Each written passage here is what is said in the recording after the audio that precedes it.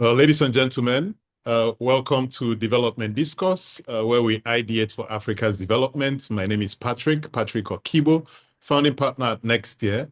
Next Year is a multi-competency advisory firm that's really focused on addressing Africa's most complex development challenges. And across our continent, a familiar imbalance recurs quite often. Many nations remain dependent on the benevolence of foreign powers for aid, for trade, for protection against violence and aggression. And in that dependence, they often find themselves with little or no real seat at the table when decisions about their future are being negotiated. Deals are struck above their heads, and the consequences are lived below them. Now, nowhere has this pattern played out more starkly or more tragically than in Afghanistan. And my guest today has lived this story from every vantage point it offers. As a young activist in 1996, he was publicly flogged by the Taliban for refusing to wear a turban, an early physical lesson in what it costs to resist power. He went on to spend 2 decades inside Afghanistan's civil society and government in many roles, as commissioner of the Afghan Independent Human Rights Commission, documenting 3 decades of wartime atrocities, as founder of the country's first independent election observation body, and as chairman of its Civil Service Commission, leading anti-corruption and merit-based reforms. In 2020, he joined Afghan's peace negotiation team in Doha, sitting across the table from the very movement that had once flogged him. And on August 15, 2021, he was mid-air flying to Doha for what he believed was still a workable transition plan when Kabul fell and the republic he has spent his adult life building ceased to exist within hours. Today, he's a senior fellow for peace building and global justice at the Hague Institute for Innovation of Law, turning that hard-won experience into frameworks that the rest of us urgently need to deal with the issues that are emerging. Nader Nadery, welcome to Development Discourse. Thank you very much, Patrick, for having me. Delighted to be with you today. Fantastic. Let's start by kind of establishing your bona fides for an audience that may know Afghanistan only through headlines. You were born in Nimroz province to a Pashtun family, and this is the same ethnic community from which the Taliban draws most of its base. What was it like to be a Pashtun resisting the Taliban authority from within, rather than what it felt for maybe an outsider doing the same? Well, thank you.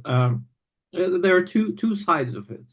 One, in Afghanistan, the polarization of ethnicity has not been like most of other South Asian countries. Afghanistan has this unique or strange geographical location where it's considered Central Asia, but it's also considered South Asia.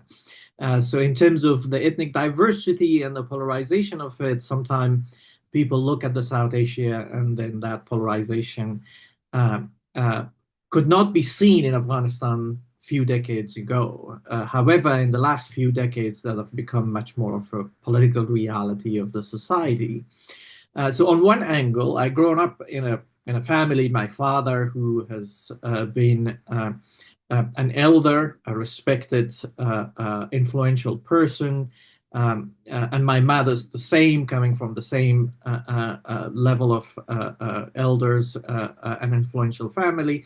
They were always discussing about the country rather than our own ethnicity, discussing about rights and values and justice and doing good, as my mother would challenge this saying that we have in Afghanistan, saying, with one flower you cannot bring spring. Mm. But my mother would say that's a wrong proverb.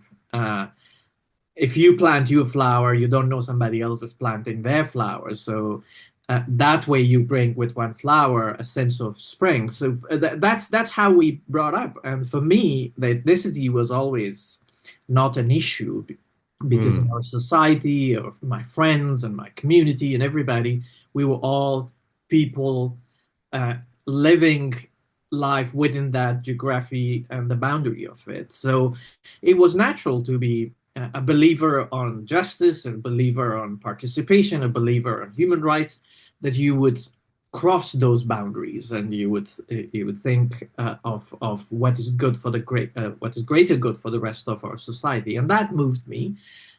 It's always an issue when you're judged then, oh, you are a Pashtun and then the Taliban are Pashtun and therefore you should be together. But Yeah. then when you look on the other side of it, the Taliban are not representing any ethnic group. It's Mm. a theological, highly radical, rigid religious group who is carrying on a values in their term or their sets of beliefs that is shaped in a madrasa, in a religious traditional school, and then mostly outside Afghanistan. So they are their own tribe. While they may speak Pashto language, they may speak Uzbek language, they may speak Dari or Farsi language, but they are their own tribe, no matter what they speak, which language or which Mm. ethnic group they come, but their own tribe. Mm. And that's something that most people forget about it, even in other scenarios. Now, these groups are highly ideological. They prefer those ideology over any other attachments. They have less attachments to a country because they believe in a bigger ummah definition. Yeah. They are less attachment to sets of cultural values of a certain geography because they were brought up and trained and provided in a closed community of themselves. So that's the value they promote or the beliefs they promote. And then in their political views also is the same. Everybody else out of that tribe of themselves, which Our means the enemies. tribe of their enemies, and they're Yeah. irreconcilable to them Yeah. unless you submit a full allegiance. Yeah. That's how it looks like. Now, so back in 96, you're probably 2021 and you refuse to wear the turban. And I mean, you can say it's a very quiet, personal form of protest resistance, but it's still a political speech. It's still a protest. Um, what made that seem to you at that time to be the right thing to do? And why did you feel that that could lead to some meaningful resistance to this emergent group? Well, when the civil war was there, uh, and the country was destroyed over a very short period of time, the university that we were going was just reopened after a number of years of intense fighting. That the university itself and the city around it was destroyed. It was rubble. So the university reopened. We spent a year, and again the Taliban came in and was for a while was shut down and reopened. Only for boys. Then the girls were not Yeah. there. So when we were looking, as one of my friend classmates who we worked together, who later on become Attorney General, Farid Hamidi, would always say, when we open this door, we walk out of the door of the university, the ruins of the city is just in front of in our face, and that shows how destructions affects everybody and our reality of life. We can't change it unless we find a way to resist it. Resist the functionalism, resist the different groups affiliation, but to submit to this common goal of Mhm. rebuilding the country. So that was, and then again the influence of my father, my mother, and growing up in a war situation where rocket would hit on the street and you're just a little, and my brother was just missing in the smoke, and I was looking for him until we found each other, and then there were kids sharp knives in their heads, and we had to help them. I was in barely 8 or 9 to get them to taxi and to send them. And this was always a consistent theme or thinking, that endless few people in those circumstances where the hope is almost lost, that you Mm-hmm. don't see any path forward, the light at the end of tunnel is so weak and almost invisible. And within that situation, the only thing you can do is to attach to certain principles and promote that. And as I said before, to follow my mother's view and instruction, that you plant your flower. That sense may come somewhere else too. Somebody else Mm-hmm. will plant it too. So that was a motivation. And we were thinking, okay, we can do this and we can bring about different forms of resistance. We can't take arms, and we shouldn't. But we should challenge the injustices, the repression, and the backwardness through the acts, even symbolic, but Mm-hmm. shows that we are resisting it and we don't agree with what you're doing. And those were at times calculated, at times naively. So a combination of those, but all of that was to pointing to one issue, and that was a hope that we can also be an agent of change. Mm. We would always say, other nations of sacrifice. There were few people who have taken the hardship on themselves, took the torch, walked forward, took the hits and the wounds and the hardship, and others followed, and then the path was established.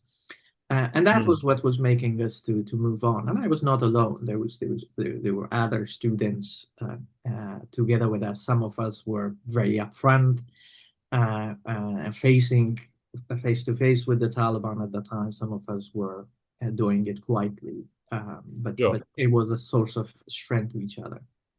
And then you went on from there to build, arguably the formal architecture of Afghan democracy, almost from scratch, the human rights documentations, the independent elections observation, the merit-based civil service that you try to build. Of everything you built, what is the one institution or reform that you feel was the most impactful, the one you're most proud of, and why? Well, to look at the 20 years of state building and institution building and bringing about or reintroducing the human rights centers culture, a new culture of governance. The three institutions that I was involved, each one of them made significant contribution. But in terms of the lasting impact institutionally and survivability of the institution after Mm-hmm. the collapse, then there's only so far one that as an institution it remained. But the two others, one institutional, like the Human Rights Commission, the institution was collapsed with the republic's collapse. The Taliban Mm-hmm. nullified and abolished the institution. However, the culture that we tried to build of human rights debate and discourse, an entire new generation who is much more aware of what are their rights and what are the freedoms, and some of them on the streets, especially women and recently men too, to demand their rights and being arrested, shot at by the Taliban, but they continue. So those I feel proud that we collectively could contribute first to build a human rights discourse culture where Mm-hmm. in our parliament, the laws, the parliamentarians who were conservative, some of them very rigidly conservative, had to engage in a discussion about what this law would impact on human rights, the violence against women, the children right, the political and civil rights. This become part of our political discourse for the first 20 years before the collapse. And then after the collapse, it's still part of the debate among diaspora, but also among those in the country, the younger generation.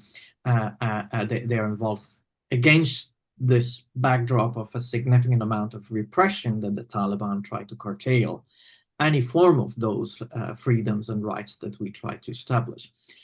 The Free and Fair Elections Foundation, unfortunately, while made significant contribution in the 20 years of democratic building and civic engagement, however, with the entire collapse and removal of the entire democratic practices from civil society space to political parties space to elections, all of that is completely abolished. So it breaks my heart and saddens me significantly that that was not sustained. It's gone. People may believe those who engaged in civic activities at the time, but now they can't practice any of those. But the only institution that survived so far, not entirely, but some parts of it, is the Civil Service Commission. Yeah. We did in 3 years, my colleagues and I, we built an entirely new culture of civil service. We fought hard to get the civil service out of political capture. We succeeded in part of it. We didn't succeed in part of it because the timeline was short. Some of those foundations we put in place, the Taliban could not remove them.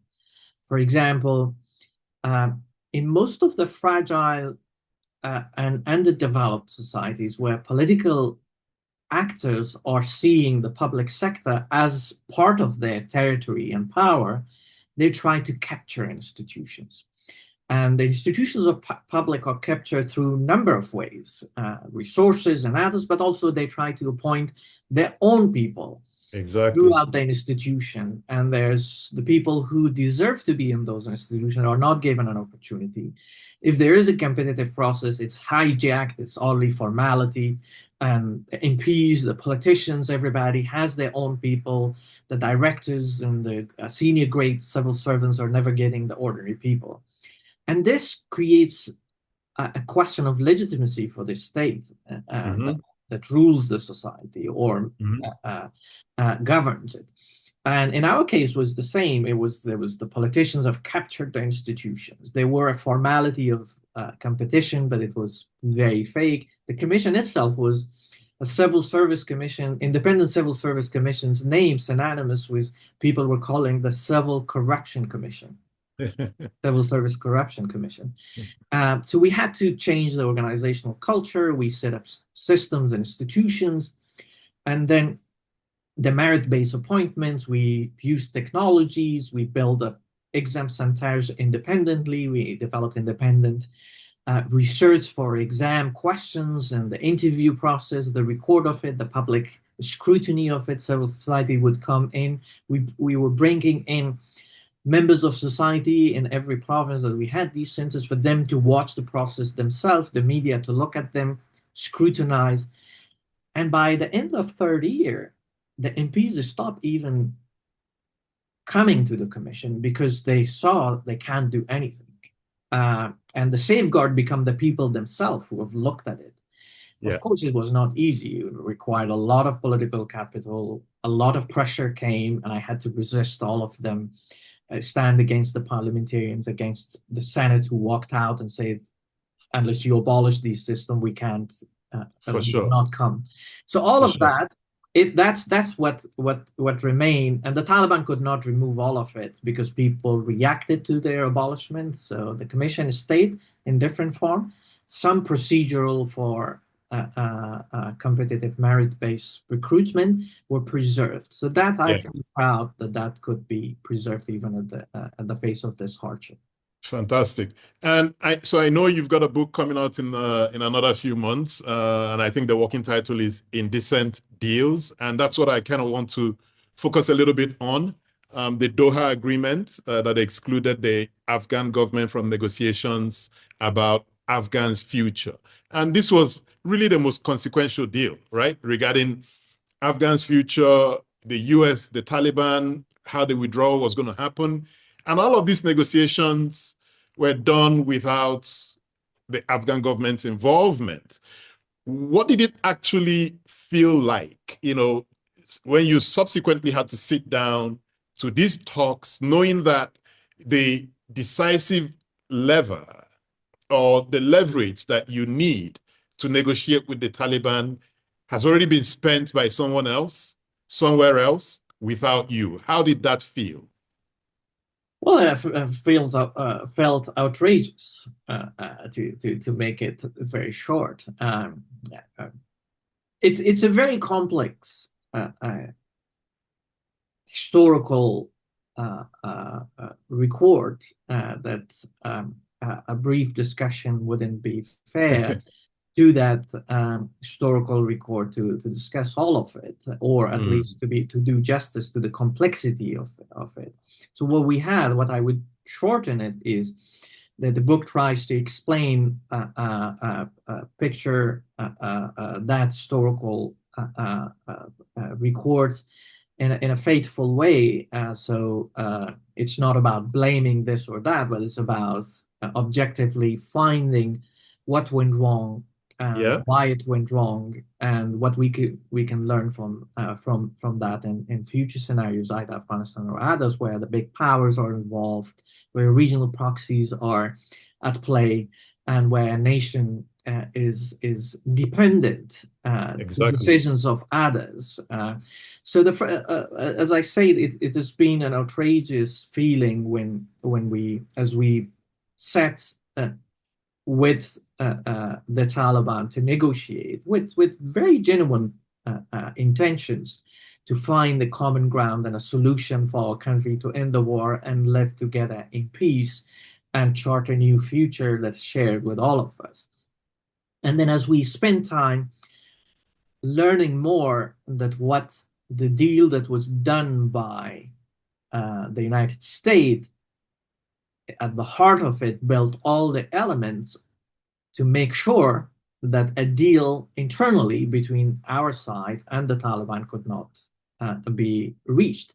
And it was not intentional per se for them to have a very bad intention to do that, but it is more of this very narrow interest-driven, national interest-driven approach to a problem that they had.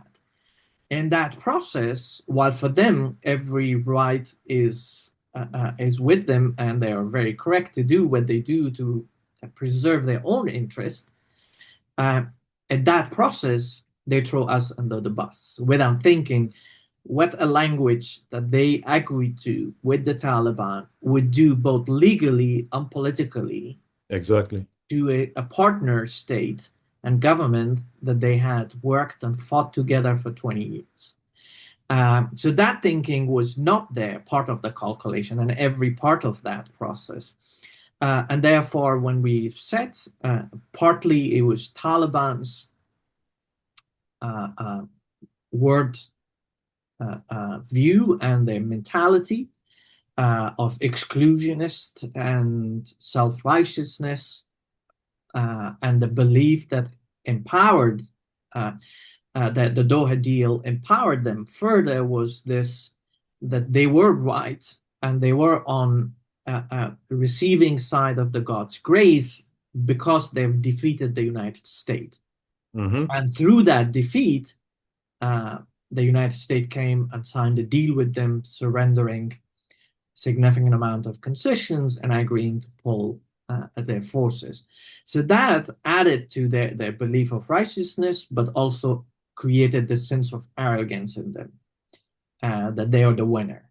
And the text of the Doha deal, which was referencing certain elements in their favor, become a good reference point to them, to argue, to not even engage in serious discussions, but to buy time. The lesson, I would say, out of this entire process of the last 5 years of the Republic, and especially with the 2018, when the process of the Doha negotiation began, is three issues for me. The one is the national leadership. A belief that other countries and only developmental aid and dependency on even very good intention of other countries can take you to a destiny of stability and progress is false, is very Mm-hmm. false. And that requires national leadership to recognize it and utilize the good intentions that are there and build upon it. But the key element of way forward for each leader must be from day first how I minimize and cut down the level of my independence to a foreign nation. Yeah. It's not about that sense of patriotism that is a dry patriotism of that, but it is a strategic thinking that you can survive and thrive as a nation unless you have your own ability to stand on your own feet. You need help from others, certainly, but you need to be aware that that help would not be forever. It comes because of a definition of national interest by the giving side, and it would go based on that definition of national interest. So you need to be aware of that. Now, we failed as a nation. We failed as, if not the nation itself, which it would be unfair to say the nation, but those of us in the position of decision making, we failed them. We failed our people. The leaders, the presidents, those in charge of decision making, they failed for not being able to see long term and for their short-sightedness. The second, let me ask, yeah, before you get to the second one, just being dependent, and many of the weak nations or developing nations, or call them whatever, is that state of dependence, does it just foreclose a nation's ability to bring agency? Once you allow yourself to be dependent on these external countries for either aid, budget support, security guarantees, have you entered some kind of a structure that makes it difficult for you? Or is it really, can you reason yourself, think yourself out of that situation?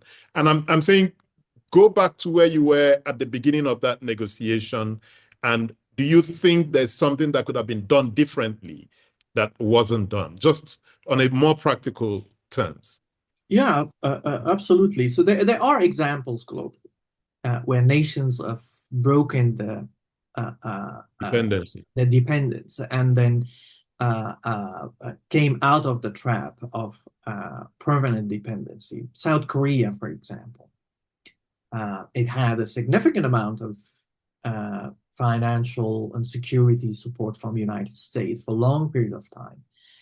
But their leaders were so smart at the same time to build the right kind of institutions. Fantastic. That those institutions would allow them to reclaim their agency. And as they moved forward, they benefited from the goodwill of the United States and the resources, but they did not feel that it's forever. It's their job to do it for us. Some of our leaders were thinking it's other people's job to do it for them. This sense of building step by step the institutions within 2 decades that could survive a situation where the taps are closed by the partner who was coming for personal interest, national interest, and then their goodwill would not be anymore the same. So we failed to build that kind of institutions. Sure. One of the first thing that we should have done in 2002 was to look at a roadmap not for 2 years, which the Bonn Agreement have given us, but a blueprint for 10 years or 20 years. And to work around that, the goodwill of the international community with us and the financial support with us should have been seen as enabling, not the objective itself. And it have become kind of both the failure of international community, those who were involved, the US, the United Nations as the lead, but more importantly, our own leaders, that they thought every year to guarantee and secure certain amount of commitment of aid and financial support is the final objective. It was a tool. It was not the objective. The objective was to use it, for example, to build like $500 million each year was from two countries, Mm-hmm. or from the European Union. The United States would give over $1 billion on civilian aid. So instead Mm-hmm. of dividing it in pockets and spreading it around, that because next year we will have it again, we should have agreed that within 5 years we built 5 major hydroelectric dams. Mm-hmm. And this is how we're going to build institutions for it. We should have built a proper, the legitimacy of a government comes from election. And we failed to build proper electoral institutions to safeguard the integrity of the outcome of elections, and therefore to give legitimacy to the power that would emerge out of those elections. Fantastic. And we had to spend $1 billion, and UN, most of it was involved in it, and there was no single civil registry. That's an institution that we needed to build. There was no voter registration properly done. That was an institution that we needed to have, because if we had those, then the fraudulent processes of election would have not happened, and the credibility of the state and the governing authority would not lost legitimacy out of it. So those are I think, part of it, political interest of the leaders were dictating it, part of it, their short-sightedness in that sense. And the two other points? Well, the second point is of course the international community involved in helping countries in a sense with a goodwill. An event happens like today in Ukraine, people go there, countries of contributing significant. For them to be aware that they are creating a different kind of economy and a different kind of mindset. And this mindset would bite back unless it is so transparently and clearly communicated time and again and continuously every opportunity that's there. That this is not going to be forever. The goodwill always comes, and everybody says, for example, I've sat with the presidents, with the foreign ministers of foreign countries, and both when I was civil society, but then also when I was in the government, in all of those capacities, in the parliaments, in the hearings, in the Congress, in the US, everybody would say, we are there for you to the end.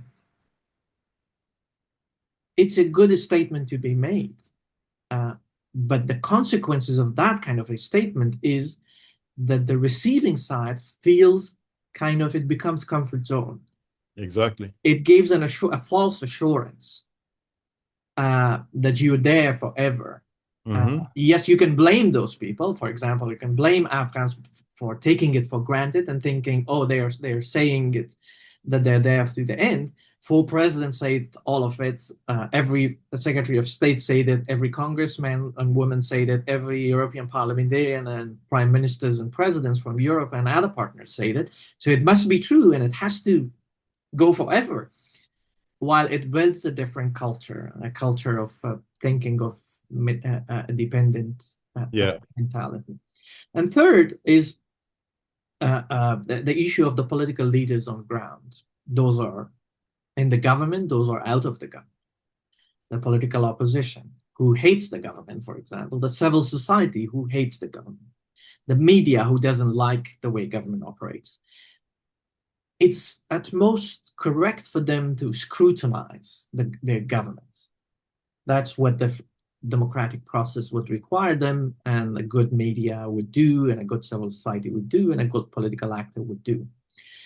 But just for the fact that you hate a government or the person who runs it should not be the reason that you ignore the fact that the groups who do not share any of those principles and value with you, in our case, the Taliban, and in Africa, these so many different groups. So many different groups, violent extremist groups, as I would call them, they do not share anything with you.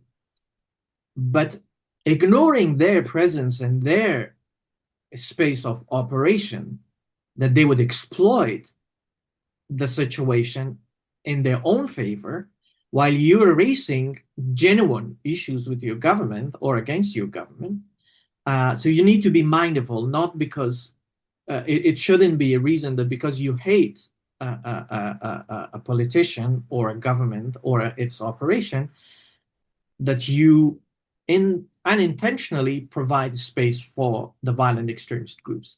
It always requires to look at them also and deny them the space also of exploiting your anger against a government that is probably doing bad. You continue pressuring it, but then denying these groups a space. Because what I see sometimes, that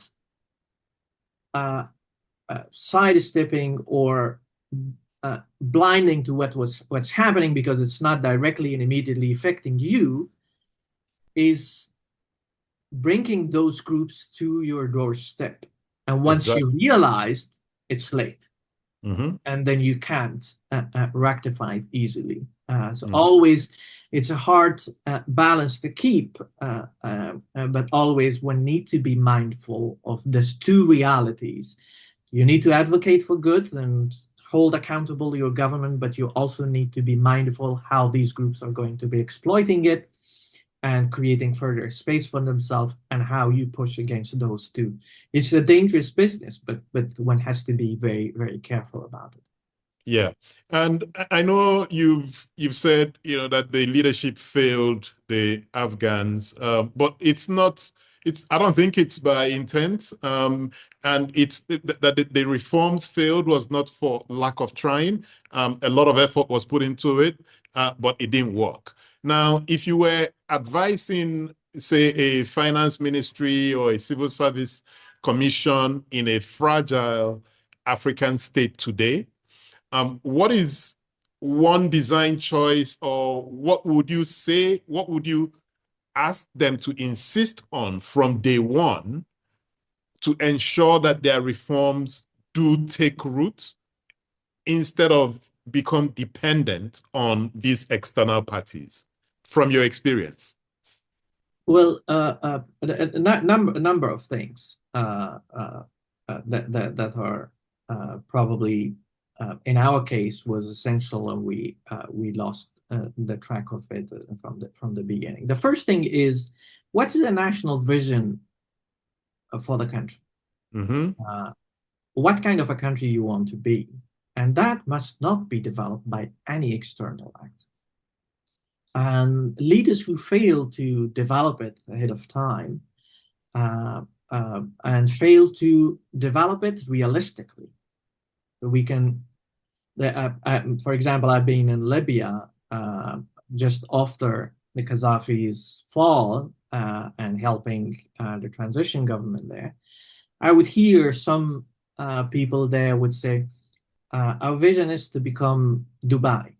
It's a very a nice vision to have just after a dictatorship and a collapse. They have all the resources. They have a lot of oil. But then how long do you want to become a Dubai, and what are the key enabling factors of the same that you have there in Libya that those in Dubai had it, that you that will take you there, and how long? They wouldn't think. It will like, shortly we have a lot of oil, we will have a lot of money, and we will become Dubai. But Dubai is a different country with a different society, a different governance structure, number of population, and the resources and everything else, and how it was built. Different factors contributed to it. So unfortunately, Libya didn't become, despite enormous amount of resources, it didn't become Dubai. It's a collapsed state within the fight, and there's still work on to bring a functioning governing structure and less violence. Now, in our situation, there were a lot of goodwill and a lot of contributions. What was lacking was a realistic vision, and what would take Afghanistan and how long it would take it, and what are the national resources to build around it, and what are the international resources to use as a catalyst of it to reach where we reach. And a second, because just within a conflict and fragile state, and in our countries, in Afghanistan, for example, after the war, the needs were colossal. There's unlimited number of needs that you needed to do. from schools to water to electricity to health to Everything. road, everything. And then while maybe there is a good amount of money to do it, but money is not the only factor in building it. So do you have the institutional capacity to get the money, spend it properly, and implement the programs properly? Do you have human resources to do it properly in time? And the planning, the visibility study, and all of that. So in most of fragile situation, in most of the collapsed state and re-emerging, these needs are significant. The resources of both time, capacity, and institutional ability are limited. And therefore, countries and leaders and civil society and politicians need to come to an agreement that what are the narrower sets of fundamental needs that you can agree on and focus on them to build them. And that would create the kind of machinery of development within the system where it will guarantee stability. It would open the paths and different paths for economic development and the progress of the country and how long it would. And that requires both a definition of it, identification of those priorities, and explanation of it to the population. There need to be that social contract to agree on those. So people know that if I reach to a place where I want to reach in 5 years, this is how I'm going to do it. I may not reach at all if I look at the short-term income. So the patience in the population's expectation would be built. A clear set of accountable benchmark and indicators will be there for civil society and others to see if the government is delivering on those and walking on the path. And the resources are channeled rightly to empower. And what I see in our case, that in Afghanistan, and I think in many of the other fragile contexts that are facing instability, are few that I was seeing if we could have done it. So the first thing, instability comes from lack of legitimacy of the government, delivery of services and their power legitimacy, corrupt and fraudulent elections, corruption in the financial management, and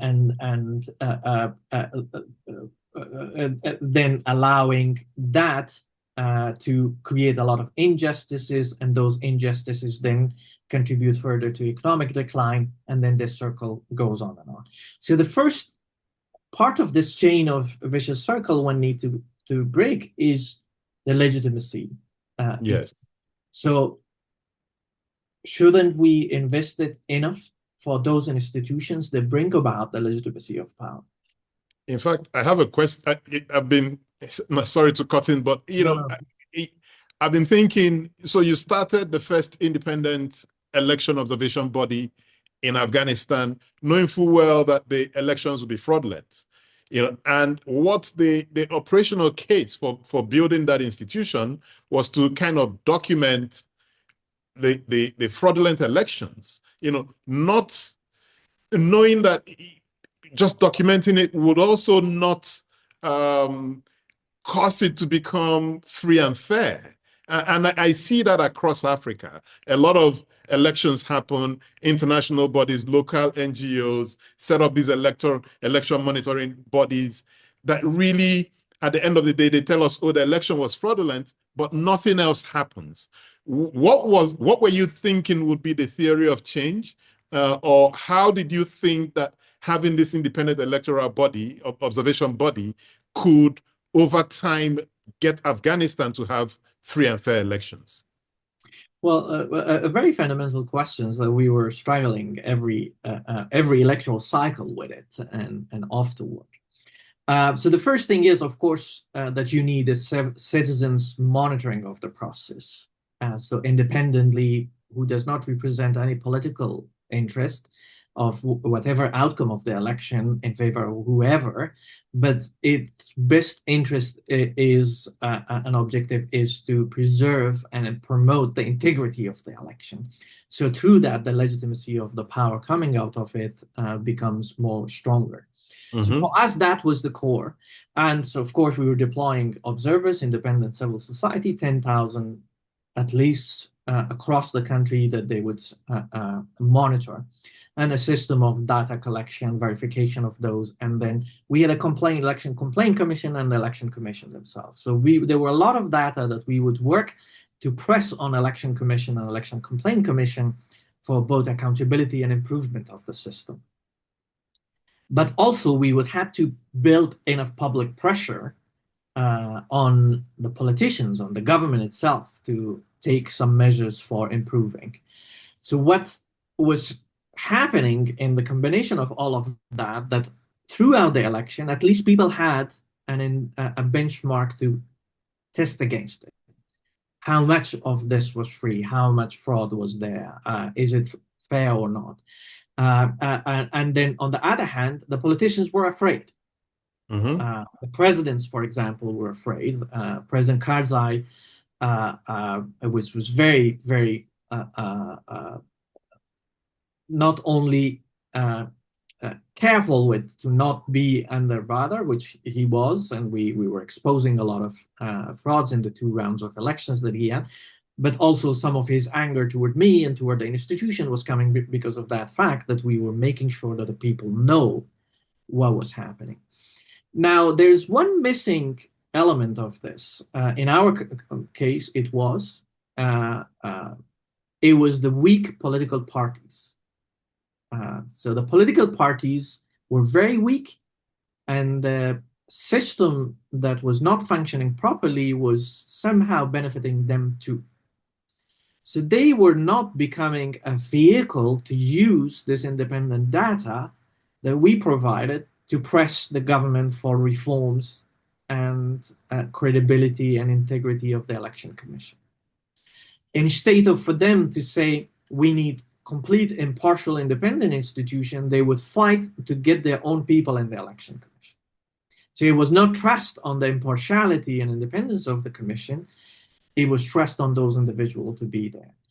And there, while these political parties lack that agenda and understanding for longer term, so we had also the president who, or the decision maker, whose ultimate goal should be leaving a legacy that would sustain the country for longer time. And they also saw not a role and did not prioritize a democratic process for legitimacy. So it's a combination of those.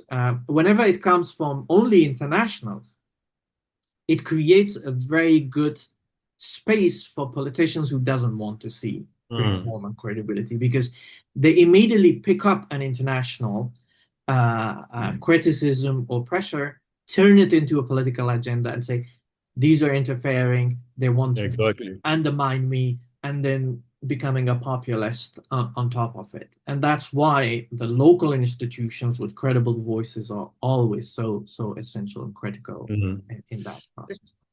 Let's switch gears a little bit and talk maybe a bit about peace and justice. And, you spent about 8 years or thereabouts as a human rights commissioner, documenting atrocities, including by the people who you ultimately had to negotiate with. Yeah. And so the question is, that these guys have committed really heinous acts against the people.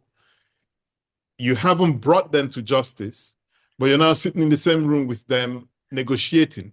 How did you personally reconcile working alongside these really terrible individuals whose conduct you investigated, and now you're seeking ways to concede compromise, concede certain grounds and reach a shared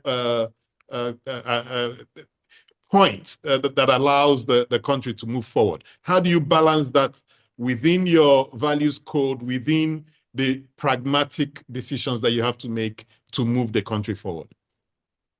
For me, Patrick, it has been a process that I had to internally evolve in certain aspects of both my understanding of the situation and practicality of it, and the weighing of the prices that we pay one versus the other.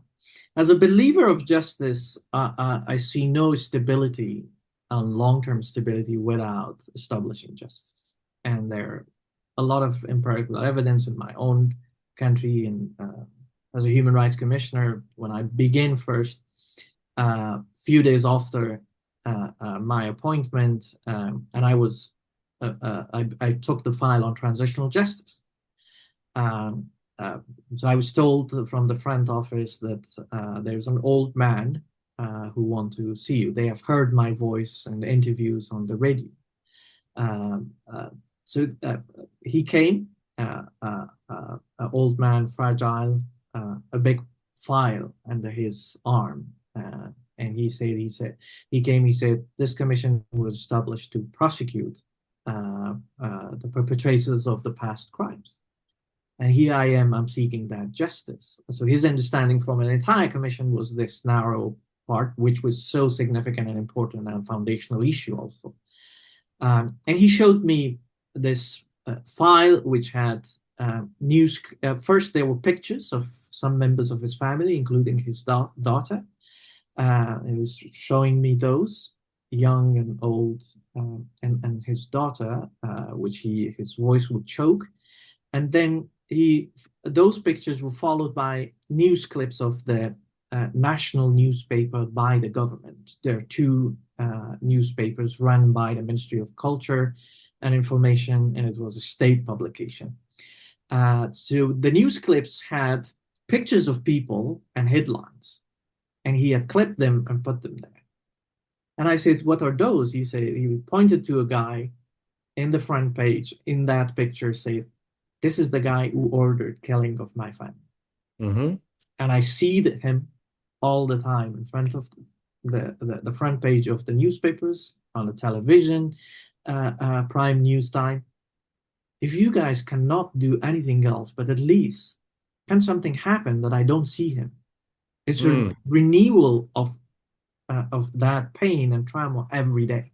All I want is to get rid of them from the public institutions, if not prosecution.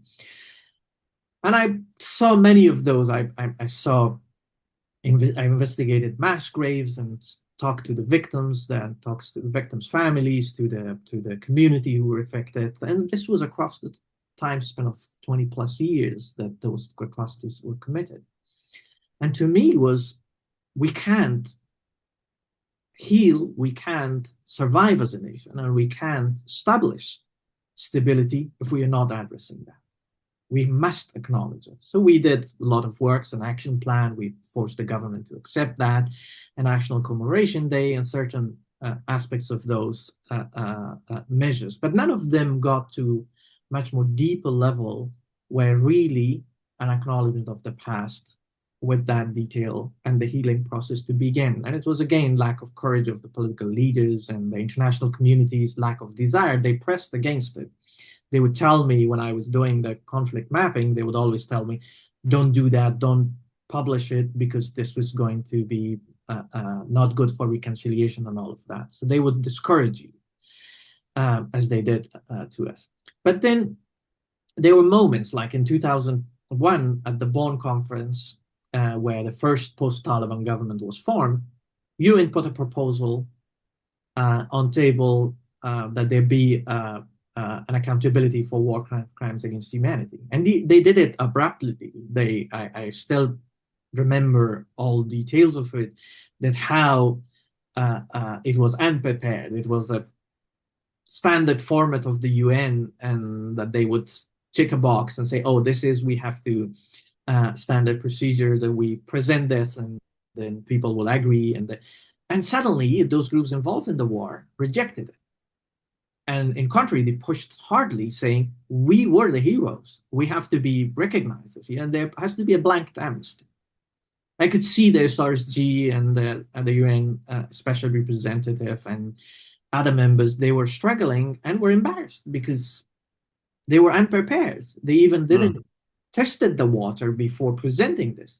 So it took a lot of time until both of proposals were withdrawn. So justice was never a central part of the Afghanistan state building process. Yeah. But then when we came to the Taliban, the violence has escalated. But then, as I write in the book, and I wrote in an article in Washington Post in 2018, They were everyday civilians were killed, uh, people we know. And there was one specific moment where a bomb struck in a residential area closer to international communities offices, but it was a purely residential area. And a group of journalists and first responders gathered there, and a second bomb exploded and killed a lot of people. I knew some of those journalists. Some of them just a day before came to interview me, the cameraman and others. And I went to join the media community on the site to show my solidarity. When I went to the site, I've seen so many violence close up front, but this was different. It was the smell of the body burn, the human flesh that was on the trees, and the water that cleaned up the blood, and the smell of mixed with blood and water. It was gruesome. It was unbearable. I hardly could speak, but I spoke and I said, we have to end this, and the free press will continue working. But that day coming back home, I could not sleep. It has become too much, and I had to walk for hours to reach to this conclusion that this war has gone for too long. We have lost so many people. It has to be an end. It's hard to come and sit on a table with a group who does not believe a tiny bit of any of those principles and values you believe, but there must be a way to find and end this violence. And that began for me to explore ways how we could make peace in the war. But with that, also mindful that you cannot build a peace by just ignoring of those atrocities.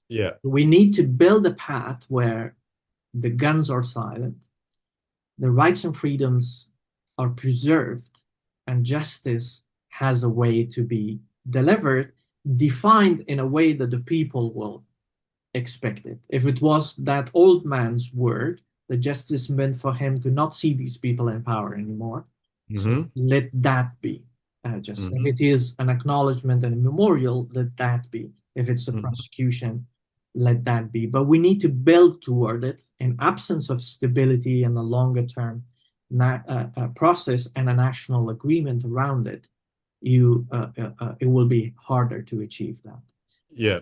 And just to say to our audience that I'm going to open it up for Q&A. If you have a question, please put it in the Q&A tab, not in the chat room where I can see that, some conversations are going on, but in the Q&A tab so I can pick it up easily, give attribution to the person who posed the question, and then give my guest an opportunity to respond. But whilst they're getting to it, maybe, Nader, one more question. What principles do you believe should govern any government's engagement with a non-state armed group?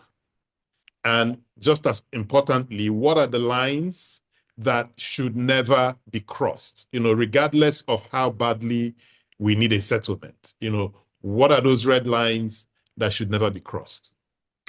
Well, every context is very different, of course. But the first issue is before a red line, it's a preparation for negotiating with a violent extremist group, is to put your own house in order.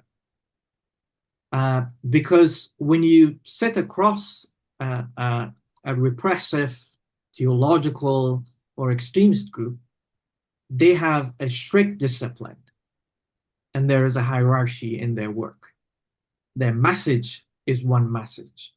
So their discipline and their messaging discipline and their cohesion internally gave them already a significant amount of strength. While in a democratic society, you have multiple actors, and those multiple actors each have their own constituency. And in a process like that, if everybody is involved, which is needed, an inclusive process, it requires, ahead of going to the table, that you build your house in order You reach to a complete sets of agreement on the parameters with your own house, political opposition, the civil society, and others, that you agree on all of that, that you will stay on message and disciplined when you're facing it, because that's the first breaker. If the other side see you fragmented, fragile, multi-messages, the people lose their confidence, and everybody works for their own constituency, and you never get a step strongly forward. The second key issue is the balance between the transparency that you need to have to your people and the secrecy that you would preserve the process to move on. It's always very difficult for a democratic government, or even a very fragile democratic government, to not inform its population, to not inform its political oppositions and others. But that needs to be carefully managed between the two. But now, when it comes, what you need to draw a red line is what are the key priorities for the country that you and majority of the people believe in. If it's, in our case, it was the Bill of Rights chapter of the Constitution. That need to be drawn very clearly, that the structure of government, the power structure could be changed. And we could talk about that. But we cannot talk about the foundation of our future of representative government, the format of the elected process, the representative government, and the form of the power comes and emerges through people, not through whatever other means that they think it would be.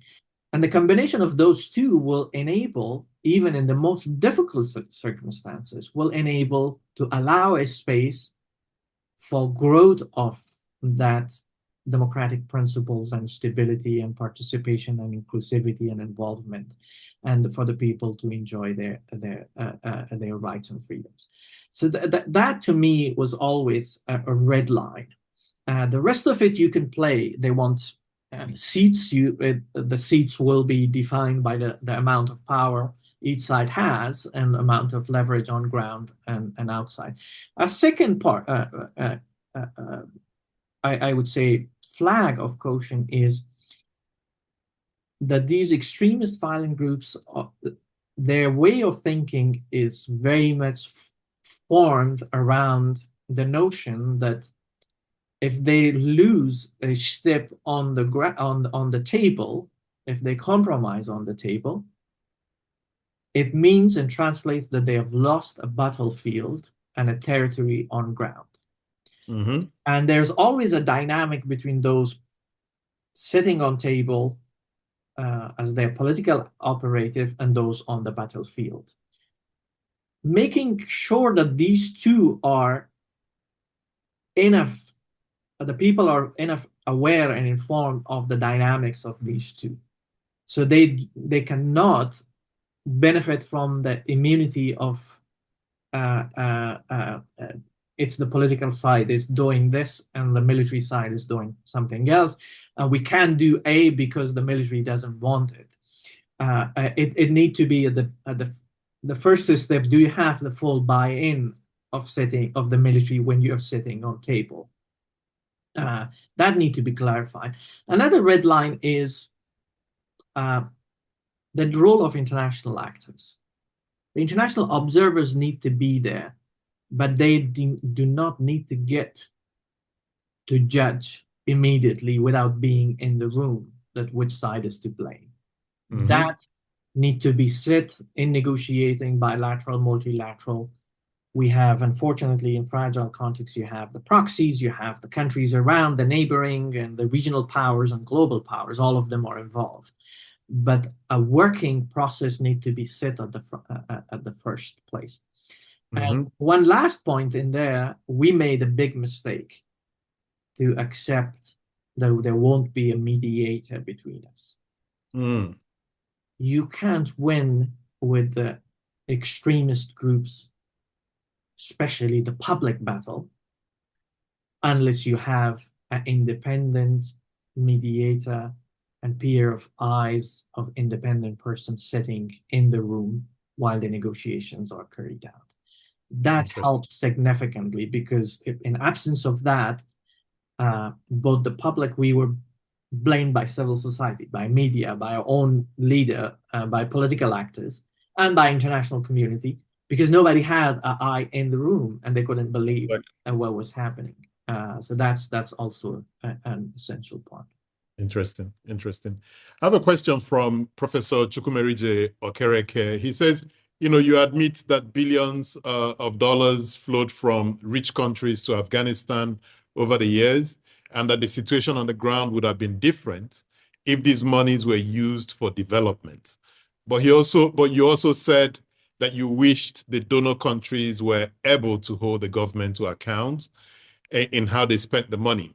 Can you provide more specific ideas on how the donor countries could have demanded more accountability without being seen as overbearing, controlling, and meddlesome? Yeah, a very, very important question, actually. So we had in Afghanistan something called the Mutual Accountability Mechanism, and it was developed in the second decade of the US and the rest of international community intervention. And this was built around this idea that the donors will hold accountable the Afghan government, and Afghan government will hold accountable the donors on whatever aid they would provide. But it became a bureaucratic process of paperwork rather than a meaningful both sides engagement and real action to be built around that. So what had happened, there were these annual reports of meeting certain benchmarks and indicators and the different matrices from every sector, and they would collect from the different ministries and build a report around it and give it to the donors. The donor would look at it, and then it was signed off. So there was not really a proper accountability in that sense. So what I could say in the case of Afghanistan could have worked much more better was because we had two types of funding. So the one type was a direct contribution to the national budget, and that was making a small portion of the aid contribution. But then there was other type, which was split in two. One was to Afghanistan Reconstruction Trust Fund, which was managed by the World Bank. And then through the World Bank, projects in later years were through Ministry of Finance, a mechanism where it was managed on different national projects. And then a bigger chunk of it was then a direct implementation by the donors themselves. For example, USAID would contract contractors, organizations, development organizations, that they would implement those projects. The Afghan government had no control over that and did not have any ability of changing the trust fund unless it would have gone back a request and through the World Bank approval and the donors approval to change a line in there. But the only control was over the funds directly disbursed to Afghan Ministry of Finance. So for each of these, there could have been different modality. The first, if you don't have enough institutional strength in the country, you do not need to bring in over capacities, ability to absorb that amount of money and throw them in small projects. For example, it was a $1 billion, the capacity of implementation was only for 500 million. And you bring $1 billion, the 500 million, then the processor becomes loose. So people try to just burn the money, and that in itself opens the door for corruption. So quick contracts without due processes, and then because you need to burn money. So that was not needed in this way. In state, and then the donors would do okay because the government can't implement it. What they would do, they bring in contractors, and the contractors would bring in subcontractors, and a $500 million that would be able to build a very fundamental infrastructure for the economy and for the country would have, or not would have, it was divided in thousands of small projects of a training and a capacity building and empowerment and few canals here and there and a few wheels here and there. And at the end of the day, the $500 million evaporated without leaving a foundation for it. While if you had few mega projects implemented, contracting it, monitoring it, implementation of it would have been much more easier and proper, and the corruption would have been much more lower. The subcontracting would have been much more lower. So there are different modalities in different contexts, but I think Afghanistan was unique in a sense that there was this significant amount of international aid injected, especially in the first decade, and then continued with a lesser amount in the second decade. But lessons were not learned, and it was disbursing large amount of money into thousands of smaller pockets to thousands of priorities where none of them really made the significant impact that was required to build an indigenous economy using those resources. Yeah, yeah. I have a question from Dr. Noura Ibrahim. He says he's interested in hearing more about the negotiation process with the non-state actors operating in Afghanistan. Could you elaborate on approaches used to build trust and gain community acceptance for what has been negotiated? Well, so the problem with our situation was that the Taliban, to the end of the day, were reluctant or rejected any invitation for the Afghan government, the republic, to engage in talks. So they always pushed back against the call for peace. We dropped all the conditionality before the talks. We say there's no condition, come and talk, and we will talk where we reached. And they said no. But then they engaged with the US for withdrawal. And as part of that, they tried to insist that they're not talking to Afghan government, but to a delegation coming, composed of everybody, including the government, to talk. For us, it was two parts. The buy-in, the war was so much raging, and the violence was so much, and the communities were in favor of finding a political solution to this. The acceptance territory that they occupied, so people were already scared. There was no resistance in terms of the public. If there were, elders were being hanged or executed and all of that. People were with fear, but they were seeing that if there's a path politically, probably, so managing them to bring in would not result in them massacring everybody or to create the way of a fearful rule that they had. So that was an anticipation, and people wanted to end the war.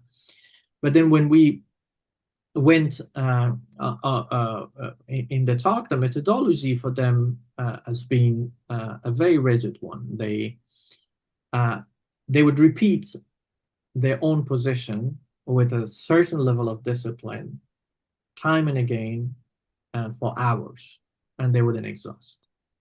And their lack of exhaustion from repeating the same words, the same argument again and again and again and again, comes from the way they are educated.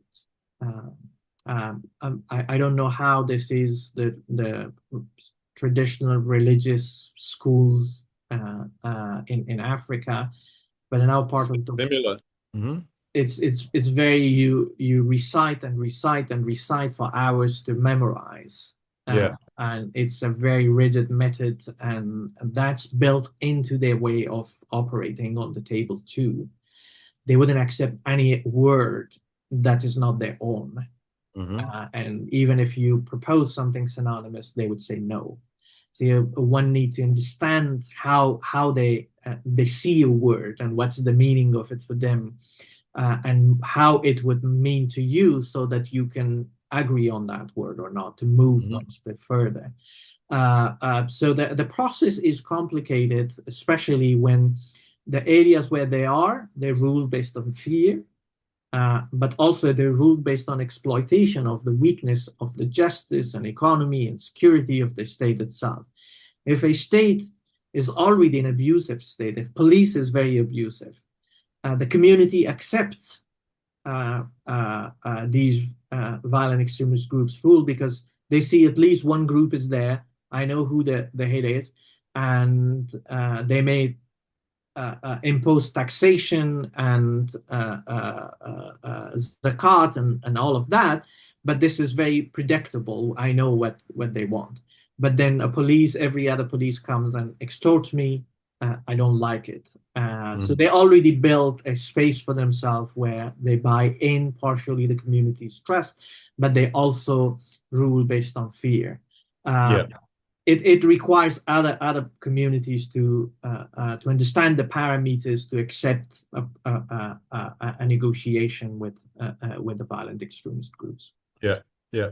And I know you have a bit of an exposure to the challenges we have in Nigeria with Boko Haram, ISWAP, Islamic State, and Ansaru, and so many of these terrorist organizations, and also across the Sahel.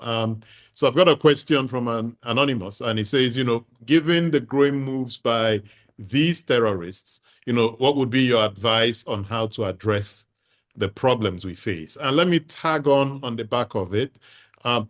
So for many years, the idea was to defeat the Taliban militarily. Was that the right approach? Could something else have been done to achieve a political settlement? And are there chances that we explore same within Nigeria? What are the challenges with that? The pros and the cons, if you could unpack that for us.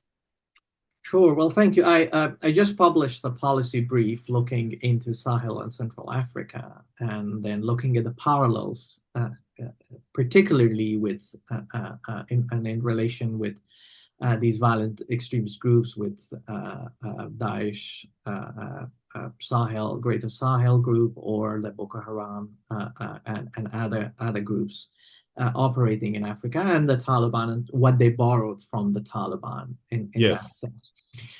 So I do see those parallels, and one of the key issues is that you can't alone fight with the extremist groups by military means, and most of the times only the military means exacerbates the situation. It provides more pathways for other people who are disillusioned with the military operations and with the government's abuses to go and join them, because there's this very clear difference. If a government runs based on corruption, and there's a lot of nepotism, there's no level playing field for people, for private sector, for other citizens. The public sector is so close to them to join as recruitment and as a job. And on the other hand, these violence groups, their arms are open. They embrace everybody come to them, so they are inclusive in that sense. The youth who are disillusioned, they find a way to reflect and get their anger out, and they provide them that space too. And then those even small, medium-sized businesses or other businesses and private citizens, they have grievances through justice systems, and they also don't see it there. And these groups provide them with quick, of course, arbitrary, but quick resolution to their grievances or to their disputes. So all of that enables an environment for them to operate and to grow. Now, the first realization early on need to be that if you are to sit with them and talk 10 years down the road when you are much more weaker, then that's a big loss. But if we can continue in finding a way first to limit the space for them through improving justice delivery, It is not an easy task, but it is a work that need to begin Yeah. and Mhm. continue, because if you don't begin today, they're exploiting the space day by day. You need to Mhm. also add to the legitimacy of government where these groups could not exploit that also, but also to explore how you engage the community itself. The, the localities that they operate, do they have elders? They do have influential neutral individual, how you can empower them and bring them in and address their grievances already, but also identifying elements within these groups who are open to some sort of a political path to engage them early on. Sometimes what a big mistake we did, we had thousands of very senior Taliban in our custody, in our prisons. And most of these conflicts could be addressed through finding a pathway through those detainees who has an influence inside, that you can begin an engagement quietly, secretly, of finding political pathways. You need to not wait for the conflict to reach to their doorsteps, to the cities where then you will be shocked what happened. If they are now in a locality, they are weaker, they are smaller, they may be open, if not very ideological, they may be open for some sort of a political arrangement. And you need to engage and diffuse them at that early stages. But then there are some of them that highly ideological. There's no pathway of negotiating with them. They wouldn't accept a shared future like the Taliban did not. And you need to undermine them through different means, not only military, as I said, improving justice, improving rule of law, and improving economic and fighting the corruption. Sometimes politicians feel that they can do with it. When it comes, then they will deal with it. And that ignorance and sense of comfort get them in a very bad way, because when they start dealing with it, it's late. And if they Mhm. don't see as a priority dealing with justice issues, with economic development issues, with fighting corruption, not as a survival for the state and for their own legacy and their own rule, as time passes, it will be then late for them to preserve any of those. So it's a wake-up call for everybody. Afghanistan should be a wake-up call. That you need Mhm. to start very early on dealing with it.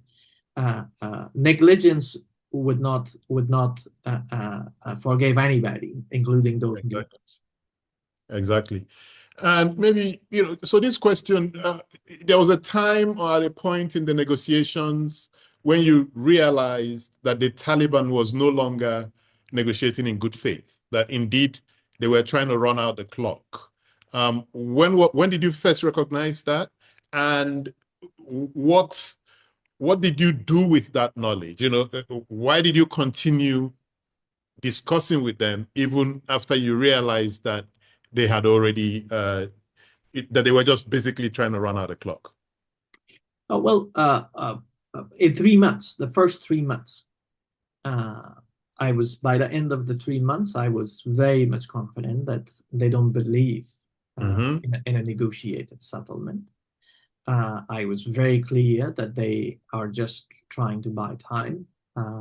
I also knew that they were empowered significantly by the US Taliban agreement. Mm-hmm. Uh, and I went and I briefed the And president. the agreement you talk about here is the The US Doha. agreeing that they're going to leave Afghanistan Yes, yes, without involving the Afghan government. yes. The Yeah. negotiation they did with the Taliban had four parameters. Two of them was for the US to leave. One was for the US to leave, and for the Taliban to de-announce terrorist groups Al Qaeda, not de-announce, not cooperate Yeah. with the terrorist groups. And two others was at the beginning it was ceasefire, but that was dropped off by the US, and then it was a negotiation with the Afghan government, Right. Mm. the Afghan side. Yeah. So they were already very much empowered as a result of that. We knew that I reached to that conclusion, and I briefed the president, and I said they are not. negotiating into the good faith, and they don't believe in shared future. And I also say they are so arrogant in the way forward. So But now why did you continue with the process then? that our thing was so complicated because our government was not liked by most of the civil society and by the political opposition. And the key actor there was we were not operating in a vacuum, and it was the United States and the international community. And our president was considered to be an obstacle to the peace process. So he was, because he had this very academic mind, that he would preload the obstacles in a week as a result of a weak deal, like it was post deal situation that he would explain, and it looked very complicated, and people were saying, "Oh, wait a minute, he's against the peace. He makes it so complicated, and therefore," and he would not listen to other advices that you need to simplify it, you need to be upfront. And so I told him that even if you step down today and announce that you're stepping down today, and if there's a peace agreement, the Taliban would not agree to that. But at least this situation would enable us all to expose the Taliban's real intention.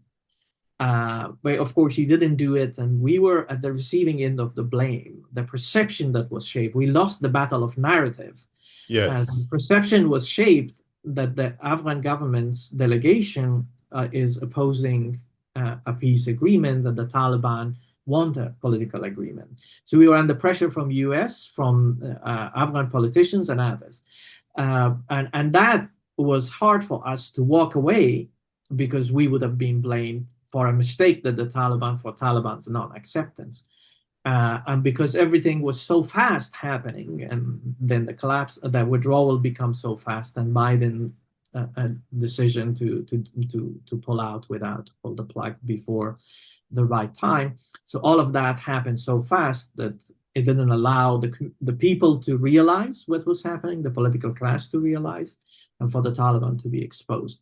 Yeah. So there are times that the factor of your decision on the table is not only your own findings and realization, but it is the context that you work within, the mandate that you receive, the very complex political landscape of self-driven political leaders, and the self-driven, interest-oriented of the international actors, a very, very,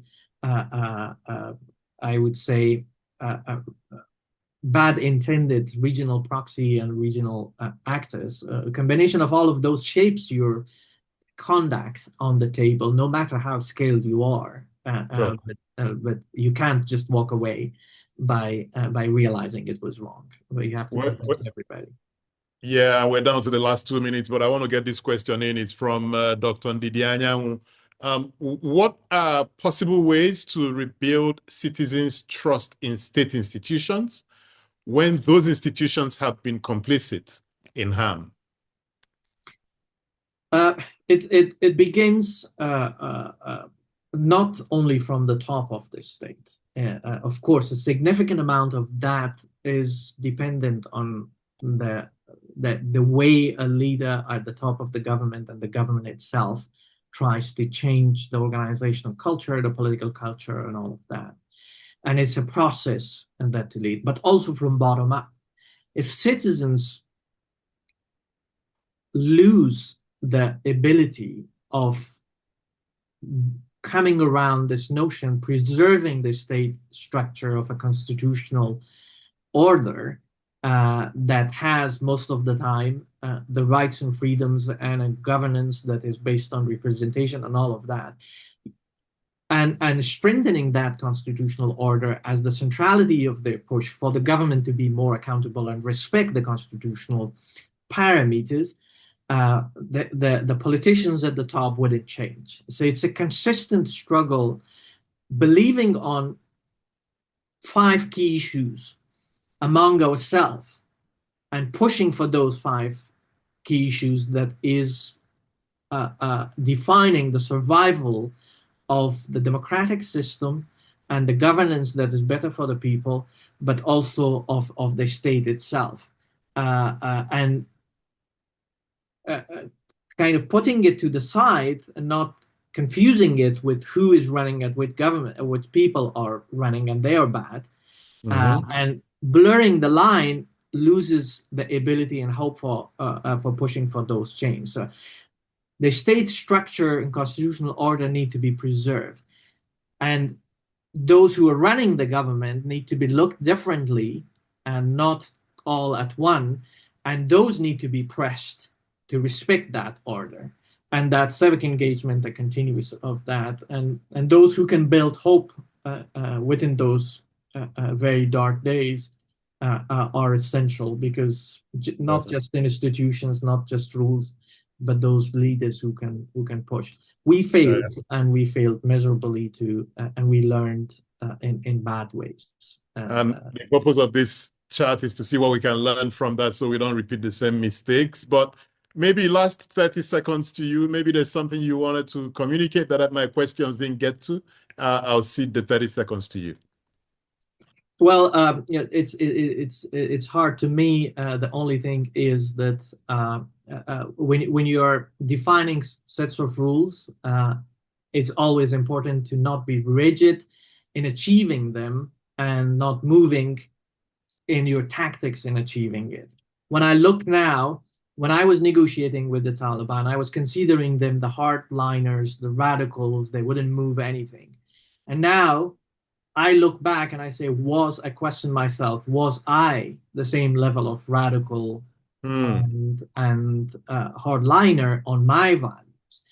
And if I was making a little bit of a compromise, would that have could have had opened a door for us to preserve 50% of what we had of a democratic system and the Bill of Rights and all of that, and now we lost all of that. So those questions need always to be done. I'm not moving from my principles, but I'm changing my tactics, how I achieve them when there's a need of a step taking back, but opening a path.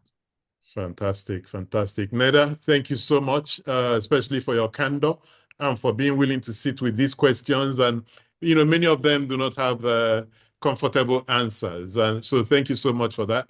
And to our audience across Africa, policymakers, scholars, practitioners, I hope is that you take from this conversation not just a cautionary tale, but operational lessons that we can all use to deal with the really complex challenges that we face every day on the continent.